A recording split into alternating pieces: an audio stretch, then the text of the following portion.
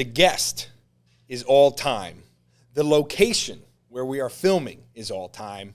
This episode is all time. Nothing like stars from a paradise. Don't care cause there's magic in the air tonight. Pretty girl in my ear, she the rarest type. Heaven on earth is right here tonight. I'm in the dream state. I'm in the dream state.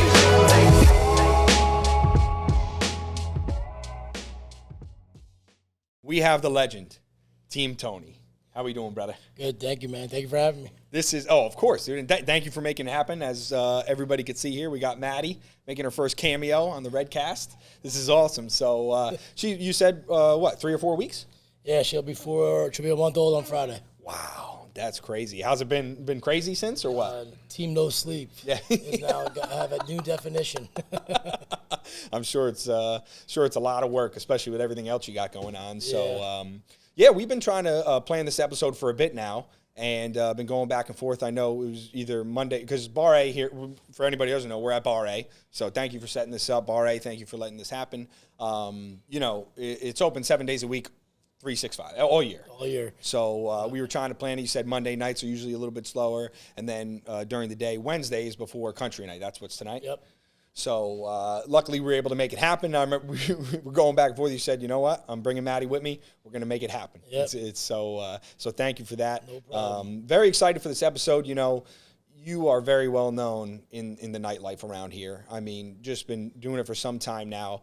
And I remember I did the episode with DQ. Don't know if that's going to air before or after this, but he was paying homage to, what you've done for the industry, how you approached it, and everything you had going on before anybody really knew what was going on here in the mainstream. So I guess where I want to start is where it all began for you, in hospitality, in nightlife. Like, when did it start? Where was it? So I owned a pizzeria when I was 28 years old.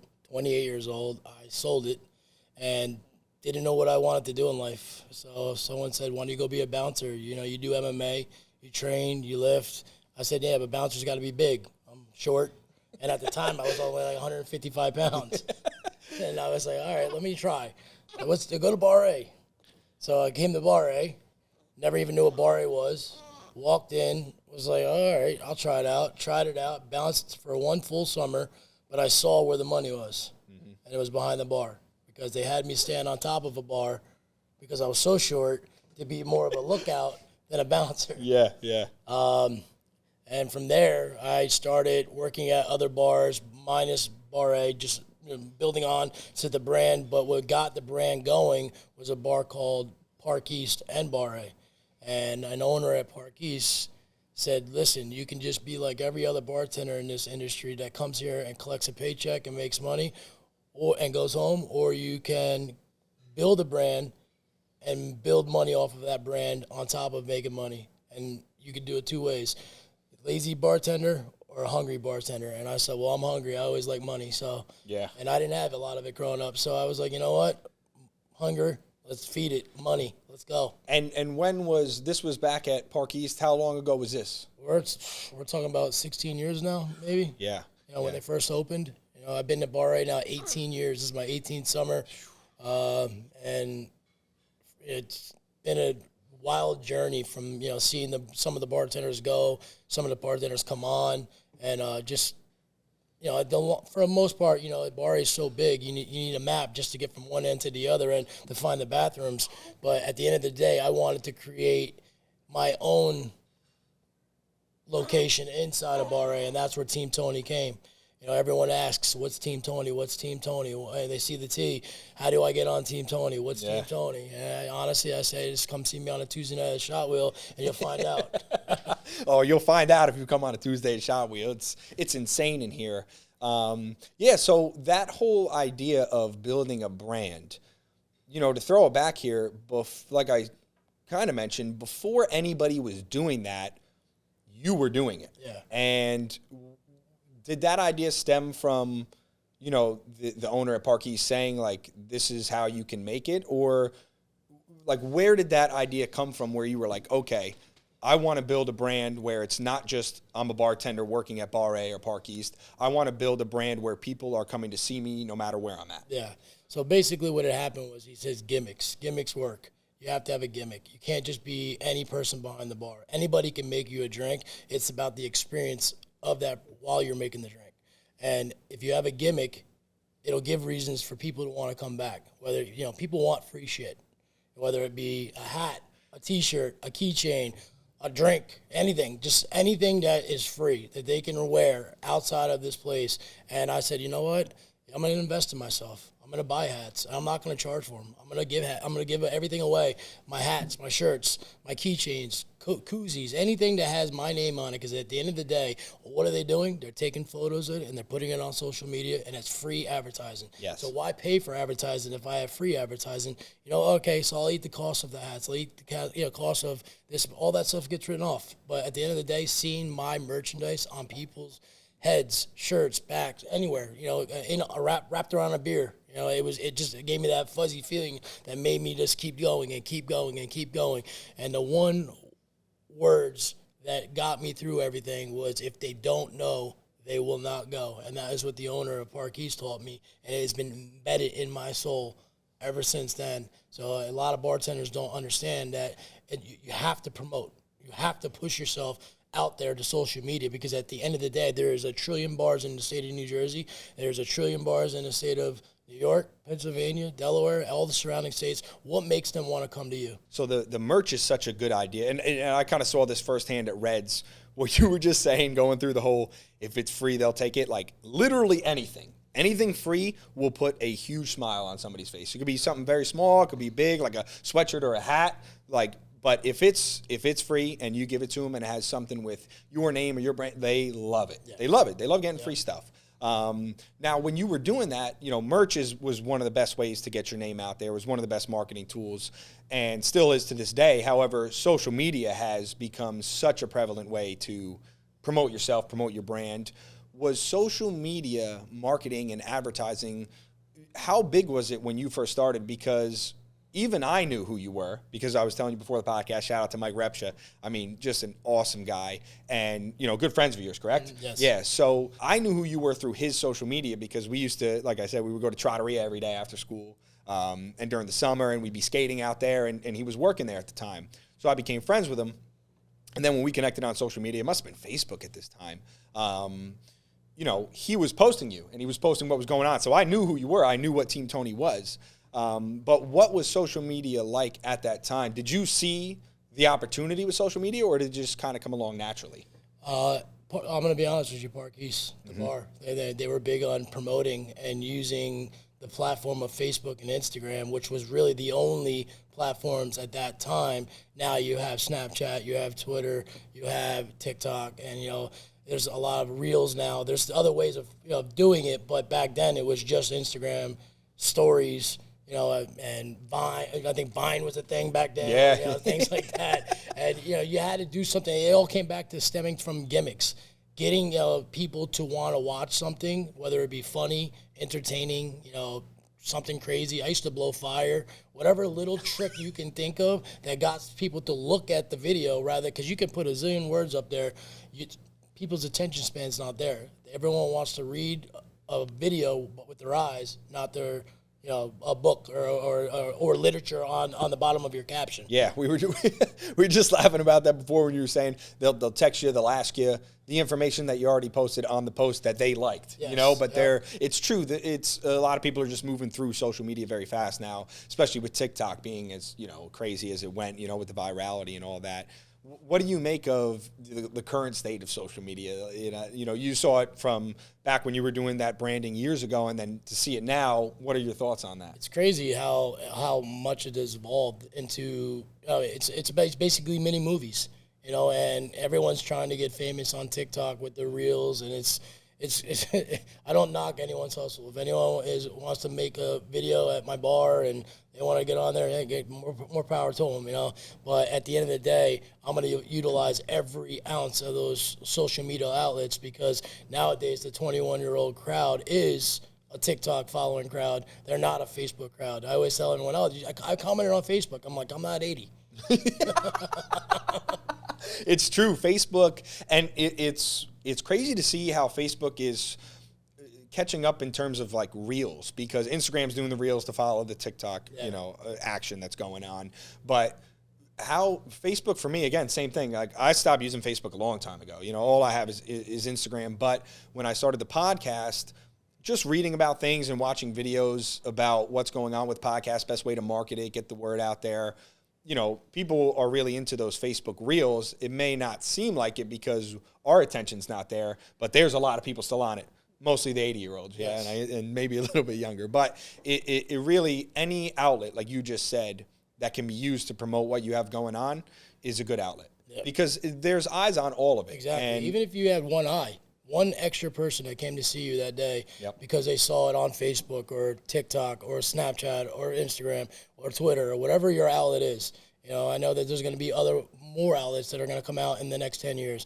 You need to utilize every ounce of it at every moment, because you never know who's going to view. I have, sometimes I have 500 viewers on my stories. I have 3,000 viewers on my stories, and it's all of what I posted that caught that attention and got people sharing it. And at the end of the day, whether you have only 2 people come see you off of Facebook, 10 people come see you off of Instagram, 3 people come see you off Snapchat, 2 people saw your Twitter, that's 20-something people that you didn't have at your bar, but they would have never been if you didn't promote it. What's crazy to me is there's this factor in social media that I started to notice just about it's almost if you take it off the social media platform and you put it just onto the person, the awareness that you're driving, it's almost like an unquantifiable category. Like, you can't put a number on it. It's something that, people know about, but it may not be directly correlated to the amount of views you're getting. Like you just said, all right, maybe 1 or 2 people see it here, 10 or 12 people see it there.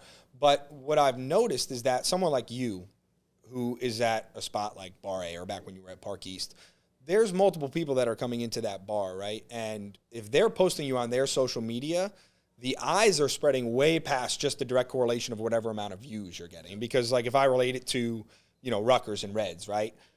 One person may watch the video. It might just say 1 view. But most likely that person is sitting in a room with 20 other people, because they're with all their fraternity brothers or their sorority sisters or whoever they go out with at Rutgers. So I started to realize, wait a second, most of this stuff, and they always say, like, just post so people see it. But most of the things that are being posted, it's getting way more views than just shows on the surface. Yeah. And I think that awareness factor, especially with someone like you who has been able to do it all this time, like, I knew who you were before I was even able to go out to the bars. And that's something that I think a lot of people don't take into account. And then now you see, I think what, attests to that and the success of that is just how long you've been doing it and how long you've been successfully doing it. Because now, I mean, how many people are at Shot Wheel every Tuesday night on Beat the Clock? It's crazy. It's something that you can't even, words don't even justify it. It's more of a visual. I tell every single person that comes, man, just make sure you bring your elbow pads, because you're going to have to throw some bows to get up to that bar. I mean, it gets juiced over there. Yeah. It's hot too, It's crazy, because it's not like there's nothing else going on at any other bar. You have 2 powerful, big-name bartenders in the entire state of New Jersey behind that bar, and there's a lot of people out there that want to come buy a shot from them or a drink from them, because what we put into the industry and what we do to get that following and continue to keep that following. And it's, treating them more like family than friends. Yeah, that's huge. And DQ was talking about that as well. So for anybody who doesn't know, the other bartender he's talking about is DQ. I mean, you and him, powerhouse combo. You got Tom Barr back in there now, such a great guy. And it's a great team that you guys have back there. But treating people like family and giving them that experience, hospitality, making them feel welcome. Mm-hmm. That's something that you guys do better than a lot of people. And you mentioned it before, you could just kind of go through the motions, be a bartender, make drinks. Especially around here, I find it, it's very hard to put out the volume of drinks that you guys put out and still make people feel as welcome as you do. And you guys do it every night with such ease. Yeah. Is that you think that's just from doing it over time, or was that something that you just kind of had in you from the beginning? Honestly, I tell every single person that does it, you're either built to do this or you're not, and you're going to find out real quick. And your first Tuesday night is usually going to let you know. Whether any bar in this place is packed. And at the end of the day, it's about keeping calm. The minute you start exploding, everyone else explodes. So you got to keep calm, keep pushing, and know when to talk and when not to talk. You know, it's hard. It's hard to balance the difference because you do not want to break that person came out of all the bartenders and all the bars and it came to you. You don't want to disrespect them by cutting them short by only talking to them for a second. But you know, at the end of the time, most of them understand that it's time to make drinks, and then there's time to talk. You know, I tell every one of my friends from 8 p.m. to 11 p.m. It's all about making drinks. Yeah. Get your drinks. Go out there and find a girl. Go out there and find a guy. Whatever floats your boat. Yep. And when you come back at 11, we'll chit chat all night. Yeah, 100%. Yeah, that's a thing that is also the tough balance is when you guys have been doing it for as long as you guys have been, and now you know it's just your names are so built in to this area, to what's going on in nightlife around Jersey and the Jersey Shore. There's people that you don't even know that know you. Yeah. And they're coming and they've seen you on social media, they see who you are, and it's almost like they expect that energy out of you. Mm-hmm. And you guys are two of the best to ever, you know, do that and show that energy when you meet somebody for the first time, or it's somebody who's been coming for years, you know, a regular of years. But that's something that's tough because when everybody at the bar knows who you are, sometimes they don't always see from your perspective. I mean, if you were on the other side of the bar, if they were you making the drinks, they would see what you're dealing with. Yes. And it's just 30 people at a time waiting for drinks. Yep. And it's nonstop for 3, 4, 5 hours, you know, depending on how busy it is. But there's always that point in the night where it catches up and then you're able to kind of talk to people. Yeah. I think for customers and people that are coming in, I noticed it with the Rutgers crowd a little bit because they're all college kids. Mm-hmm. So a lot of them are just, once they turn 21, you know, they're coming with the birthday, you know, and they don't really know exactly how it all works.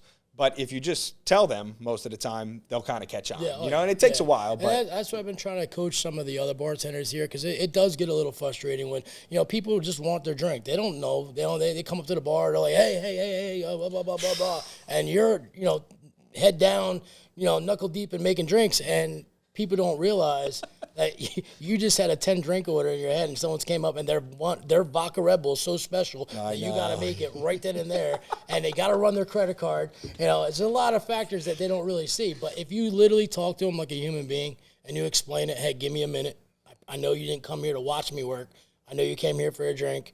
I got you. Just bear with me, please. It's all about respect. You know, the minute you disrespect the customer is the minute they're going to not disrespect you. They're not going to respect you back. Yeah, 100%. And almost every time, if you approach it like you just said, that's going to make the situation. And then they'll just wait there. Then they won't even care. They'll just be like, oh, cool. You know, something that's cool about the energy that you guys created is that people, even if you're not getting your drink right away, just being around that energy is fun. Yeah. You know, that's for me has always been the fun part about, you know, I've got to know you over really the last 2 summers. Mm-hmm. I got to know you much better. Same with DQ, same thing. But the energy that you guys create at the bar, and I was talking about this with Hayden as well. You know, he's usually at the front bar. And now he's down in Louisiana. We had a whole episode about that. But the energy that you guys create is something that people just want to be a part of. And then if it's a case where they may not know exactly how it works, once it's explained to them, they're like, okay, let me just wait here. Let me see what's going on. And then if they wait, they start to see everything that's going on. And they start to see, I mean, at your guys' bar especially, almost everybody there is somebody who knows you. Yeah. So they're starting to pick up on, okay, everybody here is friends. Everybody knows each other. Actually, you posted about that on Parade Day, you know, the Belmar Parade, one of the biggest days of the year, you know, the St. Patrick's Day Parade. You said, you know, if you don't know the person next to you, most likely I do. You know, they're friends of mine, so you should take that into account before you start talking all this mess. If you're frustrated, you've been waiting a long time, this may be your first time next to them, but they're somebody who's been coming to my bar for 5 or 6 years. Correct. And that's not something that a lot of people understand when they especially when they come to a place like this, Bar A. I mean, it's packed and been doing it for so long. How have you seen the difference over time? Was it always as crazy as it is right now? It's honestly, Tuesday nights have gotten busier. Certain nights may have gotten a little slower, you know, and that comes with time. You change out the gimmick of whatever's going on. Like, we haven't done Country Night every Wednesday forever. We've only just started doing it over the last, I would say, maybe 6 or 7 years, maybe 8 years. But, you know, we're going to ride that out. And the minute Country Night wears it, it's out, you know, the next night will come in. You know, but Beat the Clock has been going on for over 30-something years now, and it has been nonstop, riding it out, and it's all about those little baby beers, man. They want those cheap beers and, you know, cheap drinks. You know, for $20, you can come in and you leave out here sloshed. and we've seen it firsthand. It is crazy going back to like the free merch and then the deals. Everybody loves a deal. Yeah. And you have something like that where everybody's around. It just creates such a good energy and such a good vibe. And it's interesting to see, especially here, because it's so big. Like, you know, a lot of these places you'll go and you might walk through the day. You're like, oh, man, it looks, you know, it doesn't look as crazy, obviously, or as big as when I was here during the night. You had all these people, but Bar A is really that big. Yeah. I mean, there's so much space in here that, you know, during the course of a night like that, you have the dance floor going off. You have the shot wheel going off. You have all the other bars are packed, people trying to get beers. And it's just really a great atmosphere. I've said it, you know, I don't know if there's any place that does it like New Jersey in the summer. I mean, this area, have you been around other places and seen what's going on? Like, I don't think there's anywhere that comes close. Yeah, honestly, the only thing I can think of is Nashville. Oh, yeah, Nashville's big. I've been up to many places, and to see the volume be turned around as fast as it is on Tuesday nights and Saturday nights here, it's insane. Parade Day is in itself, you know, you get 10 to 12,000 people in and out of this place. That's a lot of people in one bar. And, you know, you think about it, you have 20 bars, maybe 24 bars in this place with maybe 50 bartenders serving those 10 to 12,000 people, you know, at a consistent rate, at a consistent pace, and nonstop. And, you know, we're human. You know, eventually you're going to crash. You know, and then there's people that are like, you know, DQ, myself, and that are machines, and we just keep going, and keep going. You know, like the Energizer Bunny. Yep, it just never runs out. I mean, especially you talk a day about, you know, Parade Day, which just passed not too long ago. I mean, that's an all-day shift. That's when are you here, 8, 9 a.m.? I'm here at 7 a.m. I don't get home until 5 a.m. the next day. 24-hour shift, basically. Yeah, I mean, it's just insane. You don't get to bed, and then, you know, it's just, and then you get home and you unwind. And then you have to start your Monday. And then, then the week starts. You know, you have barely any time to rest. I remember on those, the similar, you know, type of day for us at Reds was homecoming. You know, homecoming, everybody's there all day, all night. They usually make the game 12 p.m., so everybody's in at 9 a.m., 10 a.m. And I just remember the first year after that whole pandemic year, that whole day was the greatest day in history. That night, Corey came and shot the video. I've mentioned it before on here. But you show, you know, the night before, you're done at 2 a.m., you clean up, everything's done, you're done at, say 4 a.m.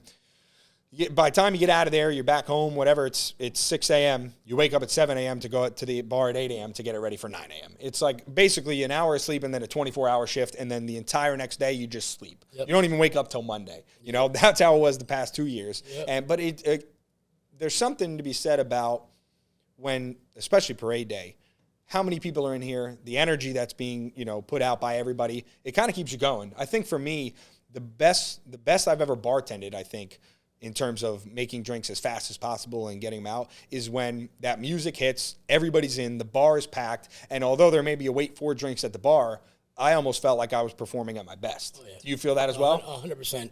You know, you have your days where you're busy and you're pumping, you know, 100 drinks out, you know, compared to your times you're not, and you're just sitting there just twiddling your thumbs, and then you're hitting it in spurts, you know, and the day, you know, you're just not getting in your groove. But once that, you know, that groove hits, and it's usually when you're 10 deep at the bar, you know, you can't talk to anybody, you're just taking drink orders, and you're just spitting them out, and it's usually because, you know, the volume is just, you can't.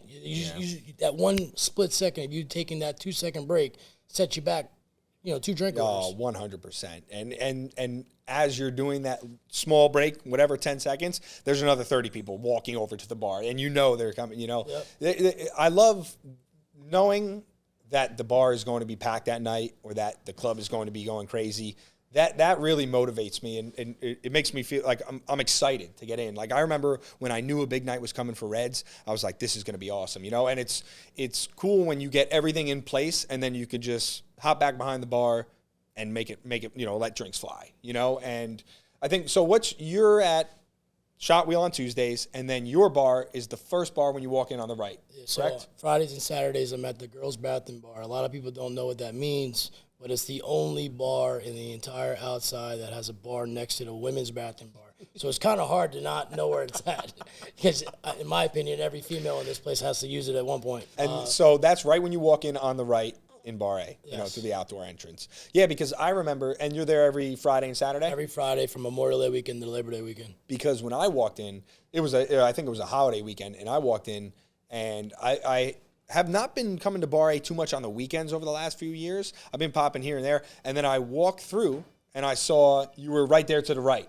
And I had known that that was your bar because, again, of the social media. So I was like, oh, that's right, Tony's over there. Let's go over, let's get around. And, again, the energy that was created around that bar, and it's just you back there, correct, with the bar back? The bar back, yep. So how do you like that as opposed to doing Shot Wheel on Tuesdays? So, little be known, that's actually my favorite bar for multiple reasons. One, it was my baby. It was my protege bar that they gave me because at the time of being fit into the routine of where I was going to be at when I first started working here as a bartender, everyone stays in their positions. They don't really move bartenders around. So they didn't really know where to put me.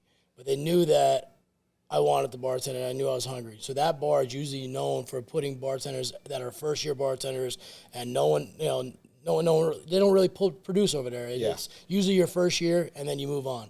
Okay. So at the time, one of the owners came up to me, he goes, I got the perfect bar for you. And I was like, why is that? He goes, it's where I met your mom at, by the way.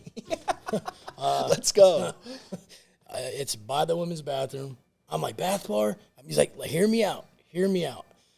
Bathroom bar is the best bar for you. For one, you're single. You're going to have a ton of girls over there. Two, you're by yourself. And three, you're only going to serve people you know. So for the most part, anyone else you don't serve, they're never coming back to you. So it's a fly bar. They come in, they grab their drink, and then boom, on to the next person. So you have your friends. You don't have to worry about putting them in a bar that you're not getting to them fast enough because you're serving others that are not your friends. You have girls that are all around you because it's a girls' bathroom bar. And it's a win-win, in my opinion. You're happy. I'm happy. The bar's happy. Just go make some money and shut up. Yeah, that's right. And I did. I took it and I ran with it.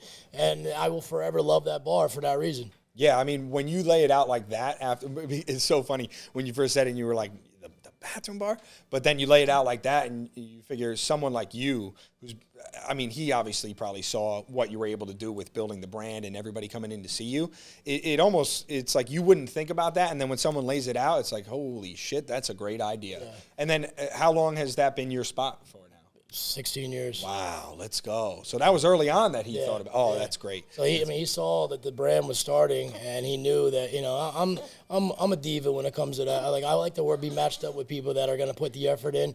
I don't like people coming in looking for free money. Like you're going to come in, you're going to work. I want to see you at least put a post up on Instagram. Try to get some friends in. Whether you get 1 or 100 friends in, at least if the effort's there, that's all I want to see. At the end of the day, we all put our effort in and we make the bar money, we're making money. Yeah, 100%. So that was the best way of me working by myself, because it got to a point, until DQ came on, it was very hard to find somebody to work with me at the Shot Wheel that actually put the extra love in to want to work and make money and grind and put the extra effort in.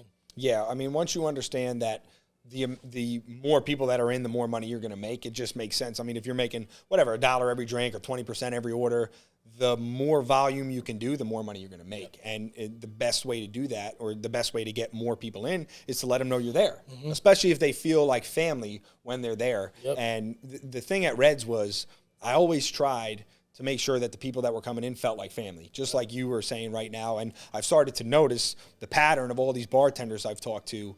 That's just all the ones that are the most successful have said that same thing. It's just, everybody can make drinks. You can learn how to make the drinks. You may not be able to do it as fast as, say, the volume is, needed, but, you can learn to make the drinks. It's the hospitality part of it that a lot of people don't have. It's not so natural to them. And I think it's something that maybe over time you might be able to catch on to a little bit, but if you don't have that in you from the jump, I think it's very hard to learn. I think it's very hard to pull out, because if you're not, if it's not in your heart to be nice to somebody or welcome somebody, that's just you as a person. Yeah. And then people notice that, especially they can kind of tell when it's genuine. And that's what really helped the Reds that first pandemic year, when the kids got to know who I was as a person. They wanted to be part of that energy. They wanted to be around that. And so that's what really took off and made it so successful. So that's your spot. That's your favorite spot. Fridays and Saturdays. Saturdays are a lot busier than Fridays. Fridays, I always tell everyone, if you're looking to talk to me while I'm working, come see me on a Friday. If you're not looking for just a relaxed, chiller night, you're still going to have a good vibe because there's still a lot of people in here. All the bars are open. You can always grab your drinks and go mingle. But if you want to be able to interact with me and actually talk while I work, Fridays and Saturdays, you got to come Friday. Saturdays, it's just like a Tuesday. It's, you got 3-hour window where I'm just pumping drinks, and I can't really interact with anyone. But going back to what we were saying before, with me knowing the person next to you, you may not know them. Most of my friends to this day, and I would say 3/4 of the ones in the big-ass wedding I had, all came from the bar and all met each other by standing next to each other. Some of them may have wanted to fight each other at one point. Some may have spilled a beer on them. Some of them may have hooked up. But at the end of the day, they all became friends because of one person and one person only, the person behind the bar that introduced them to each other. And now they either created their own bonds. And that, to me, is huge. It actually sometimes brings a tear to my eyes seeing that I've actually have a married couple that met at my bar. A friend, a bond that they met at my bar. They hang out and they do things outside of bar A, outside of my bar of wherever I worked at, of any of the 20 different bars I've worked at over the last 18 years. So it's that right there takes. I mean, even like when you started coming around, I was like, who's this red guy? Who's this red guy? These people are flocking to this guy like he's famous. So I started following you on Instagram, and I'm like, just your character alone. I'm like, I love this guy. This guy's awesome. Let's go. I was like, but like, and all you were was just a genuine good dude that treated everyone with respect. And I asked DQ, like, I'm like, who is this fucking guy? He's like, everyone flocks to him like he's a celebrity. And he's like, it's Red. It's him and his family own Red's beer garden in New Brunswick. And I'm like, all the Rutgers people. I'm like, oh, all right, that's good. I said, I'll tell you right now, man. I said, he can come every Tuesday. I said, because every goddamn person flocks to him, and he brings a good energy. And that's one thing I'll commend about you, man. You have a very good heart on you and a very, very good showmanship of just making everyone around you have a good time. Thank you. Yes, that was, it's special when you can get everybody together and have a night like that where you can just enjoy being around everybody. And for me, the summer was always my time to relax and unwind. And that whole pandemic year of Reds really put the brand of Reds and myself on. And in New Jersey, if you grow up in Jersey, a lot of times you go to Rutgers. Like, there's so many people and if you don't, one of your friends goes to Rutgers. So when everybody got to know who I was the following summer after that whole pandemic year, and during that year, the reason, for anybody who's watching this that doesn't know, the reason that I became so close with a lot of the people you're, alluding to right now is because when that was all happening and they were trying to limit what was going on and they were keeping people away, I decided to push the limits and I said, listen, we got to do something here. I mean, we've been closed for 6 months.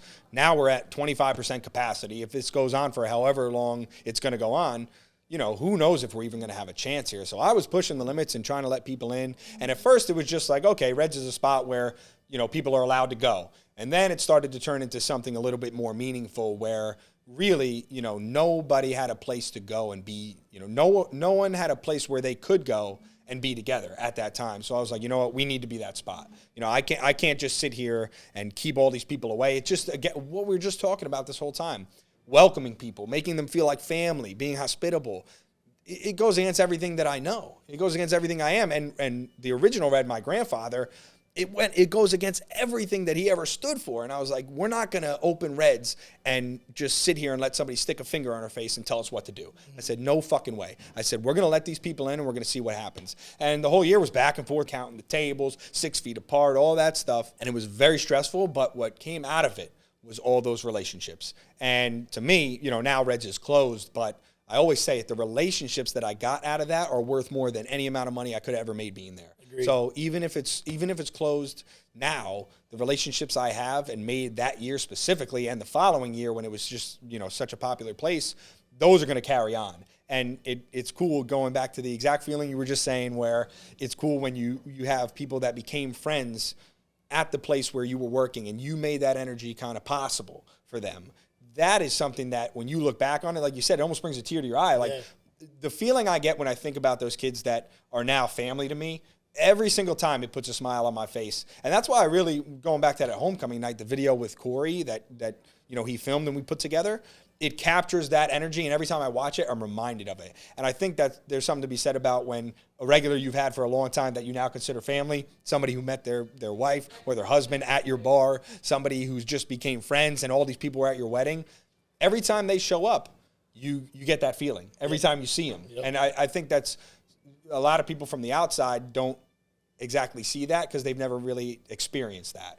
But when you do, it's something that's so special. Yep. And so being able to come here all summer after that year when it took off and everybody kind of knew who I was, I was like, I'm going every Tuesday. I was like, you kidding? Everybody from Rutgers, everybody from that area is here. Like, we're going to have a blast. These are all the people that were with me this entire year that things were going crazy. I was like, we need to go and we need to have a good time. And then, of course, it just happened so naturally, meaning you, DQ, getting to know you guys better at that bar. It all came together so perfectly. Yeah. And now, I mean, the vibe that is there every Tuesday when we're there firing, it's unmatched. And it's something I look forward to every week, So it's something very special. But I appreciate you saying the kind words. It's that year and those people, they mean a lot to me. Yeah. So I always try to pay homage to them. And, it's funny, talking the homage. DQ paid a lot of homage to you as well, talking about how he learned a lot of the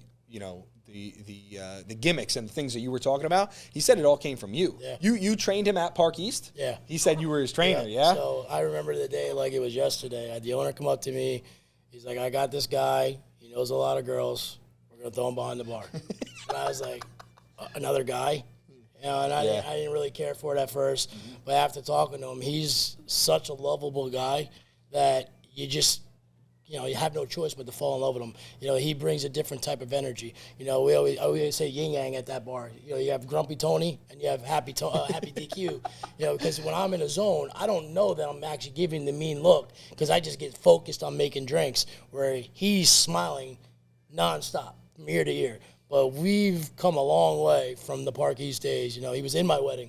He's mirrored a lot of things that I've done, and then he's put his own twist on things. And the one thing I would say is that anyone that followed anything that I did with gimmicks, whether it was a mascot or, giving out shirts or just a showmanship itself, he's done it and above and beyond. He's taken things to another level that I wish that I would have been able to do if I would have had the opportunities that he's gotten. He's gotten Porta, he's gotten, things that still have that high energy where you don't really see that anymore outside of the summer. And it's very hard to find a spot that will continue to show people a good time at a nightclub feel outside of the Jersey Shore inside the summer. Yeah. It's from Memorial Day to Labor Day, we know DJs, Bar A, Leggett's, all these places, Headliner, are all the possible places that you're going to have a great time to go to. But when it comes down to the wintertime, it's not many places out there. And he has it. And he's running with it. And I love to watch. I look at it as like he was basically like a protege to me, my little son. And he went out there and I gave him wings and he flew with it. Yeah, he's taken it to a level that is truly unbelievable. And you're right. That's a very good point, is that the way Porta has, evolved during the year when it's cold, fall, winter, spring, still going off. Like, it's Porta season, they say, and even in the summer it's still good, obviously because Asbury, everybody's there. For me, it's always been, I've been Bar A. DJ's has been my spot for many years, gone there all the time, very good friends with a lot of people that work there. And then I also enjoy going to Leggett's and Squan because there's a couple local Squan guys that I know that work there. They've been there forever. I was never too much of an Osprey or a Parker House guy, I will say that. That's not really my vibe, doesn't really fit me too much. But, I've gone there, here and there. Parker House, a bunch of my friends work there, a lot of people. So it's all local. The only place I really don't know a lot of people is Osprey. And I probably attribute that to not really going too much over the last few years. But the live band and all that is, I need the club music. I need the energy firing. You're not going to find a better energy than Bar A and DJs in the summer, in my opinion. Headliner's great as well. They have those big shows where they bring in a big name DJ, and man, those nights are crazy too. Yeah. And it's cool. You get to go over there and see DQ because he's there on the weekends, But it's true. That was one of the questions I asked DQ was, how do you get the opportunity to start working at 4 of the most popular bars around this area, because most places may not be open to that, And he said, I think attributing it back to the brand, which it opened this door for him, is that the owners came in, they saw the energy that was around, and they were like, hey, if you have any other nights that you're open, why don't you come and work at our spot, and we'll try to bring this crowd over there. Yep. And then he said it just kind of flowed, and then he's, when you guys got in sync, he was like, yeah, once we were back there together, it was over, it was just, how long did you guys work together at Park East for? Honestly, I would say it was only about 2 years, because at the time, as any place will tell you, it's hard to get hired as a male. And we had our male dominant staff already, and DQ is newly to that. So we had a nightclub upstairs sports bar downstairs and restaurants to the right. They kept using him on the nightclub spots, but he didn't have every night he needed. He needed more nights. And, he came to me with the opportunity with Green Rock and Porta, and I'm like, dude, go take it, man. You're not getting shifts here.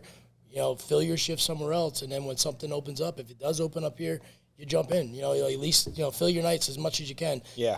You never know. You might like it better. And look at him now. He's literally the face of Porta and the face of Green Rock. Yeah. The energy that you guys are putting out there, it's undeniable. So it's like you cannot deny that type of energy. And again, the results speak for themselves. All these people that have been coming to see you over and over again for the last over a decade. I mean, you can't argue with that. And I think, like you said, Bar A, you guys, especially at the shot wheel, Hayden was very good at it. And he was actually working with Corey, who was a Rutgers girl. She was very good at it. But, making people feel welcome. And at a place where my buddy Jim Gallagher, best friend since second grade, we were talking about DJs on his podcast episode. And he was saying, that goes a long way when you have the bartender, the owner, people checking in and just asking, hey, how you doing today? What's going on? Checking in on something you might have done because you're connected with them on social media. So you saw what they were doing the other day. That goes so far in a place that you really don't have to do that, and you do that, it really carries volume because, again, you look at DJs, you look at Bar A, these places are populated. People are going to be coming here. But what separates that, the people that are coming every single week and creating that vibe, that energy that all these other people want to be around is that. And that's something that not everybody can see, but if you've been a part of it, you start to learn and you understand. And it's the showmanship. Being able to do that consistently over time is not easy. It's not easy. It's definitely not. I mean, especially when you're dealing with what we were alluding to before, the first time pain in the asses that don't know what's going on. But if you are able to do it, you create something sustainable and something successful and something that's fun every time you go to work. Yeah. Did you ever contemplate doing like a normal 9 to 5 type job? You own a pizzeria, you said, I have a 9 to 5 now. That's right. So you're doing the car dealership, I sell correct? cars during the day, but I think COVID really opened up a lot of doors to, yourself, it closed some doors as well, Yes. and that's unfortunately, something that as well as yourself and a bunch of others are still suffering for. I know COVID was 2020, but we're now in 2023 and still suffering the wrath of what happened with that pandemic. And it's, I had to create a second outlet of money because at the end of the day, it gets harder and harder to find a different bar that will hire you for the off season and let you come back after you work your money shifts in the summer at the summer bar. So I needed to stay home, which is Bar A to me, and then create more money by working a 9 to 5. So I got into sales, and they said if you could do it here at the bar, you could do it at whether it be real estate or selling cars. And I looked at it, I was like, well, I don't want to go to school again. So let me just jump into car business. And the guy that brought me in was a bartender from Headliner that was successful with it, and his name's Jordan. And he's like, hey, my boss saw your social media page, and you're basically hired without even having to be interviewed, but he still wants to meet you. Yeah. So just off your social media presence, Yeah. And I'm not saying that, the 9,000 followers on Instagram are going to buy a car from me, but it's just a form of outlet of, using that, what I learned here, there. Yep. So, and it definitely takes away from my sleep, but money hustles it. So what's that schedule like? How many days are you there? And then, you throw the summer and you're here all the time, So outside of the summer, I do 5 to 6 days at the dealership and 2 to 4 days at the bar. Inside the summer, I do 5 nights at the bar, 5 days at the dealership, and I still train and work out in between year round. I try to squeeze in 3 to 4 shifts of that. So it's now this little one here, adding that into the mix. There's a lot going on. When there's a new definition of team no sleep. So going back to the fitness that you were just talking about, you've been working out consistently for a long time. Is that something that you feel has helped you? You got so much going on with the bar and then now working at the car dealership and everything. Is that something that keeps you kind of on, a straight journey when you're doing all this? Does it keep you grounded? Yeah, it's my church. Yeah. Because I do it different, obviously. You have DQ who works out as well. He has a much different kind of mindset of working out. He's a nut. I like to hit things. He likes to lift things. So do I lift things as well? Yes, but I do things more on of like a circuit training of like throwing Muay Thai workouts in, like MMA stuff. That to me is like a church to me because I go and I release whatever stress I have at the dealership, whatever stress I have at home, whatever stress I have here.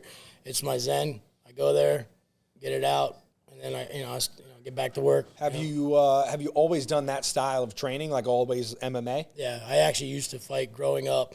I boxed. I was a Golden Glove champ. I got into MMA halfway through of owning my pizzeria.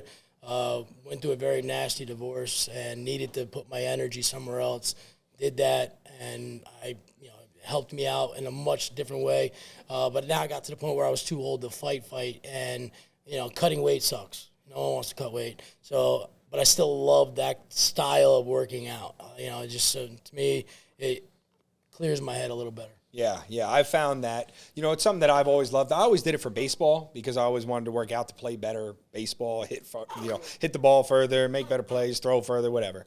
But as I got older and I kept doing it, I found that, again, like you said, the church part of it, it keeps me grounded and it keeps me going. It's something that I need to do every week. How many days a week do you usually work out? 3 to 4 days. Okay, yeah. So you add 3 to 4 days. If I could do 5, I would. Yeah. It's my time schedule that only allows me. Yeah, I found that with for a while I was doing 5 days a week consistently every week for a long time, and then once you get into, nightlife is tough, but you stay on it, you get there 3 or 4 days, and it keeps you going. It's something that I found very important. And what were you doing? So during the pandemic, were you able to work out at all? Were you able to do I did anything? a lot of home workouts, and I had the luxury of having my coach come to my house. And, to keep him afloat too, because everyone suffered. He had a gym where everyone put their memberships on hold, because they weren't allowed to do it. And, we followed the routine of wearing masks if we were near each other. But for the most part, he stood, 6 feet away from me, told me what to do, and worked me out where I was still able to keep. And I'm going to be honest with you, that helped me get through the pandemic because as long as everybody in the entire United States or the world was going stir crazy, sitting in their house. You had 3 options: kill each other, whoever's in the house, drink with them, drink and kill each other. And so I worked out as much as I could. Yeah, I think that outlet. Again, DQ and I talked about this. He goes 6 days a week. Even in season, I'm like, you're nuts. Even on vacation. He said that. I said, man. He's in Hawaii right now, actually, as we speak. And again, he's at the CrossFit gym every morning. Yep.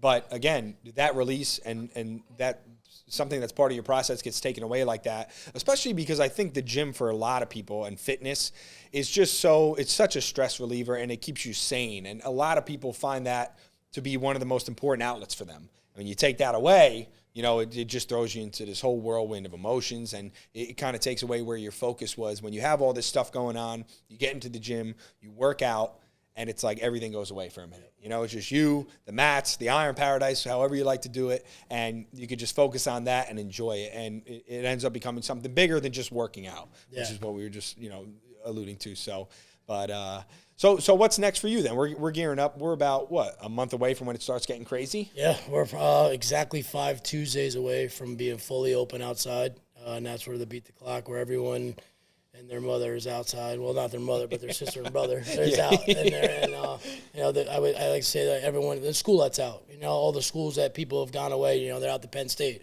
they're in Florida, they're Arizona. They all fly home that week, and we get rocking and rolling. Then Memorial Day weekend will be 4 straight nights of hell for the bartenders, but party for everyone else. Yeah, it's I'm really looking forward to this summer because Red's closed to start the new year, 2023, and I had just, started to get to know a lot of new people at Rutgers. So I know a lot of them that were turning 21 during that time, and then more that have turned 21 since are all going to be coming down here, and I'll recognize them. And along with the people, that have been coming here for many years, for the past 2 or 3, at least specifically talking from the people I know at Rutgers, I'm going to get to see them. And I think the energy that's, everybody loves when summer comes around. Once Memorial Day week, everybody's already texting me like, where are you at for Memorial Day weekend? I said, you know where I'll be. And then Beat the Clock is, following the Memorial Day weekend. It's full go, right? Oh yeah. Yeah. We're 7 days a week, 365 days a year. But from Memorial Day to Labor Day, it's summer. It's jam packed. So you'll be you where? Shot Wheel Tuesdays, your bar Friday and Saturday? Yes, and then I do Sundays up here on this deck. It's more of a chill vibe. It's not a party vibe. You know, it's more of my, hey, come see me before you go to DJs type, or when you're done with DJs and you need to eat, come by and check me out. You know, I like that because I need to also, I have a different clientele. You know, maybe my clientele's a little older that day, and you have to have all outlets everywhere. You can't just have a 21 to 25-year-old crowd, because at the end of the day, when I work here in the winter and I have live bands, they don't want to listen to that. They want to party. They want to rage. They want the DJ. So I do need an older crowd as well. And to me, I like the change of pace. Tuesdays and Fridays and Saturdays is all about fast pace. Sundays is more about chill vibes, watching some games, bullshitting about sports. Yeah, and getting to see a lot of the people that have been coming to you over the years, and that's always really refreshing, especially when you're working such a strenuous schedule the whole summer and you have all these young kids partying, wanting their drinks and doing it. It's a club vibe. It's nice to see people that you have been seeing for years that don't get to come as often now, because like you said, life goes on. People have kids, people start families, people got jobs going on. That's the saddest thing about this business. Your friends have a shelf life. Whether you're still your friends, they're just not your drinking buddies at the bar anymore, because things happen, life. They get married, they can't come out as much. They have kids, they can't come out at all. So your friends that you see 4 nights a week, go to 2 nights a week, to 1 night a week, to just talking to each other here or there on Instagram or Facebook. Yeah. And that's when you know you're old, when you're talking on Facebook. Yeah, and you're catching up that way, exactly. So, yeah, I mean, the relationships you make, like we said, it's worth more than anything. And getting to stay in touch with those people, and just going back to the reason that, you've been able to keep those relationships so strong over these years is just because of who you are, how amazing you are, the energy you portray, the showmanship, as you said. It's unmatched, and I'm really looking forward to summer, to getting back in action and, getting out here every Tuesday, hopefully some more weekends as well. It's a toss-up for me because I got nothing going on right now, so I'm just going to be firing on the podcast and doing things like that, but I'm really looking forward to getting here. And again, every time we come here, nothing less than an amazing time. So thank you for everything you've done over these last 2 years. It's been amazing getting to know you, and thank you for, helping us get this podcast together. I was so excited to have you as a guest, and I think this episode was amazing. I appreciate it, Red. Absolutely. All right, and we're out.